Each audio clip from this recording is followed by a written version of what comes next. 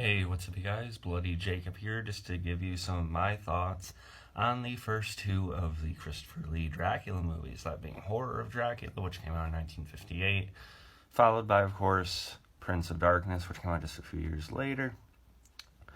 Now, of course, I've loved horror all my life. I've always, loved, vampire stories and Dracula himself.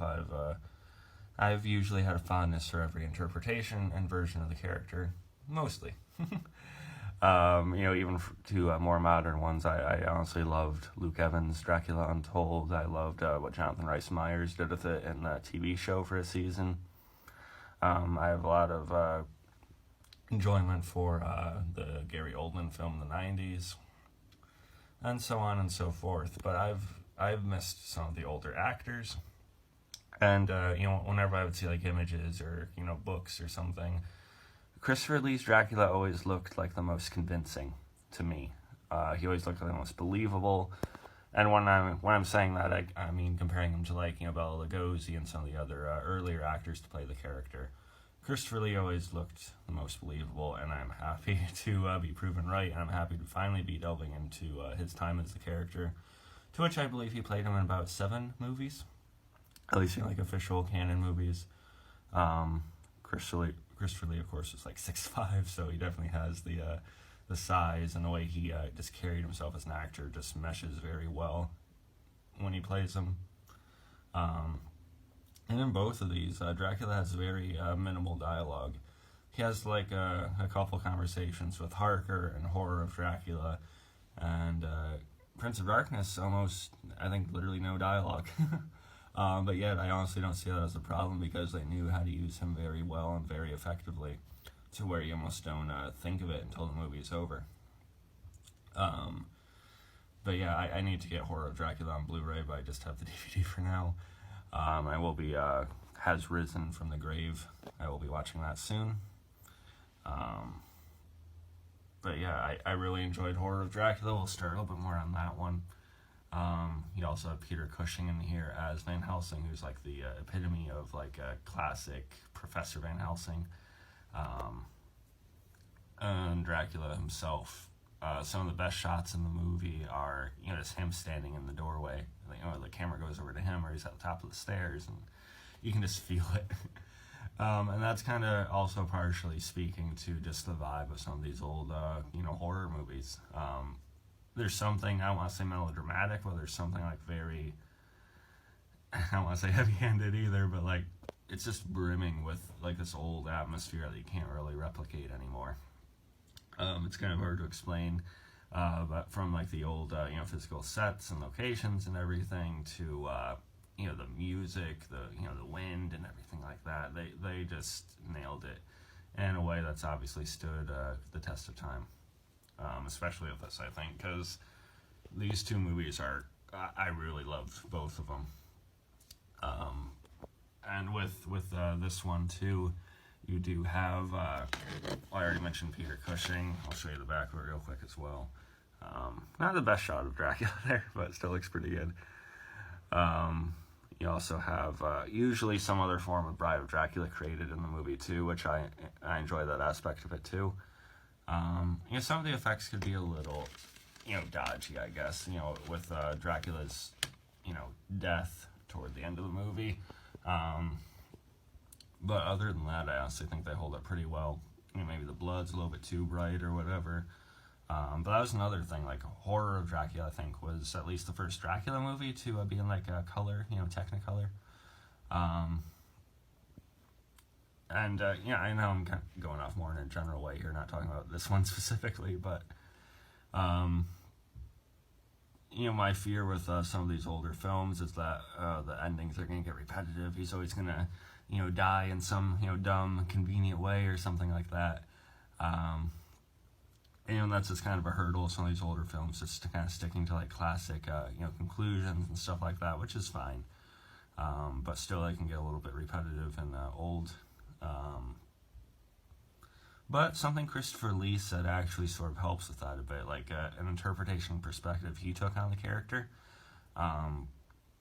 which you can read about on IMDb a little bit. I'd love to find a full thing of him talking about it sometime, but I doubt I can. But it's like, he called it his theory of like loneliness of evil. It's like Dracula, essentially, he believes is on like a perpetual cycle. He knows he can't die, but he wants to. He's bored of existence. He's depressed. He's alone, and he just wants he wants it to end. He wants to find some kind of like peace, or at least like a closure, but he can't. He keeps coming back. So like literally every movie is almost about him honestly hoping the people that are coming after him find a way to permanently kill him.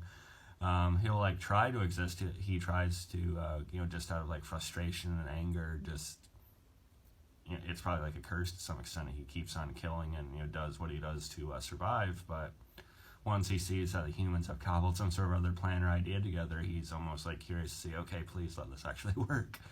What did they come up with this time? Let's see if it actually is the one. So I think that honestly kind of mends that issue I have with the endings.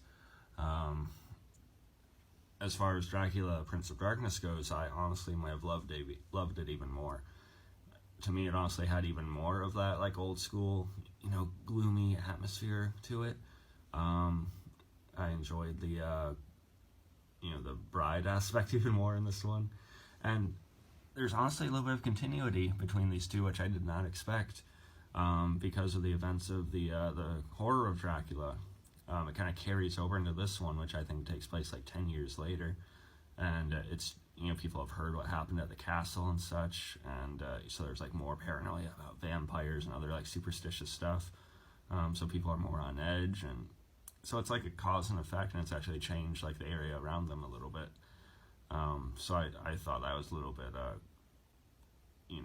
ahead of its time, or not as like common to see that connective tissue there. I will say I loved it. I did find the ending a little bit silly. Spoilers if you don't want to hear it, so stop here or skip ahead. But essentially they find out, oh yeah, you can die by stake, sunlight, and also drowning in running water apparently. Which is I don't know if that's another thing in like other vampire myths or what, but I find that a little bit silly. Dracula drowning. They intercept a guy who's transporting his coffin, and as well as one of the brides. They take out the carriage, and he slides onto the ice. He gets out, then they're shooting the ice around him, and then he falls in. And you don't hear Christopher Lee say anything in the movie, which worked, but he lets out a yell, which probably needed to be redone. It's okay, it didn't like completely ruin the movie for me, but it ended on a note that was very 180 compared to how I was feeling about it prior. But overall, I really did still love Prince of Darkness. There's even the story with this priest here. I do not have the actor's name right now, but he was a lot more convincing too than I expected. I enjoyed him as a character. And the characters in general I just found to be better in Prince of Darkness. For some reason, the actors were a bit more lively. Maybe that was it. But yeah, I really did enjoy both films. I do recommend them if you have a taste for it. Some of these will probably be a little bit too dated for some people, I'm sure. There's some people who really just can't watch older films, but me, I'm kind of trained with it, because, I've loved Godzilla all my life, plus I've gone as far back as the 50s to watch him, so it's not the worst thing in the world for me to do, or the most difficult thing for me in the world to do. So, yeah, let me guys think about these first two Christopher Lee Dracula movies, if you've seen them, even if the contact lenses prevented him from seeing on occasion. And again, just his snarl, it's like the best, most convincing I've seen of any of those earlier actors. But yeah, anyway, let me know, and I'll catch you guys next time. Peace.